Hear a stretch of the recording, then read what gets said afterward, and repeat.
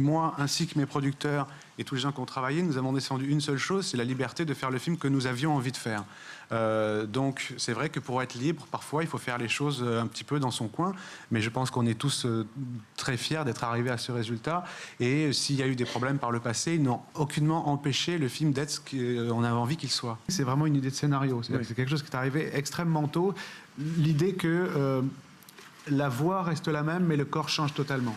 Et il nous est apparu évident qu'il n'y avait qu'une seule personne pour faire ça, comme ça, pour représenter ça, pour montrer ça, sans trop d'artifice. C'était Helmut Berger.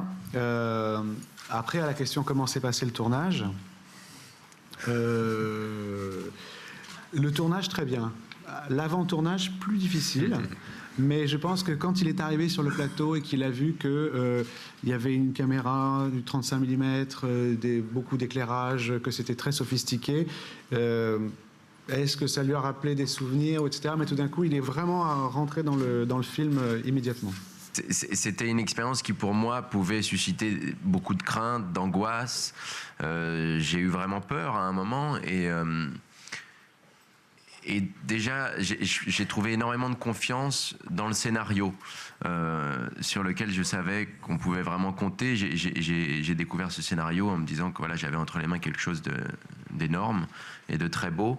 Et d'une certaine façon, ça mettait la barre encore plus haut et ça rajoutait une angoisse supplémentaire. Je me demandais si, du coup, au tournage, on allait réussir à insuffler quelque chose de nouveau, de supplémentaire, si on allait réussir à aller au-delà du scénario, ce qui pour moi est un peu le but du tournage. Et voilà, j'ai aussi trouvé énormément de confiance en Bertrand. Donc je dirais que oui, ce dont je suis fier, c'est d'être arrivé au bout de cette expérience, ce qui n'était pas forcément évident au départ, vu dans l'état de peur dans lequel j'étais.